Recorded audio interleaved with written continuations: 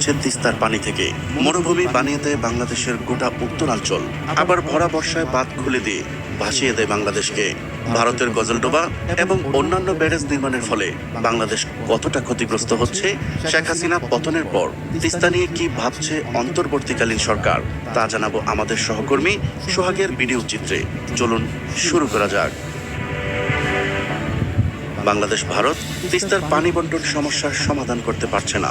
এক যুগেরও বেশি সময় ধরে তিস্তা চুক্তি চলে রয়েছে, অথচ বন্যা ও শুষ্ক মৌসুমে তিস্তা পাড়ের কোটি মানুষ নানা সংকটে পড়ে। তিস্তার সঙ্গে বাংলাদেশের 25টি নদীর সম্পর্ক রয়েছে, সেগুলো এখন মৃতপ্রায়। তবে চীনকে সাথে নিয়ে তিস্তা মহা পরিকল্পনা ঘিরে 2 কোটি মানুষ নতুন স্বপ্ন দেখতে শুরু করেছিল।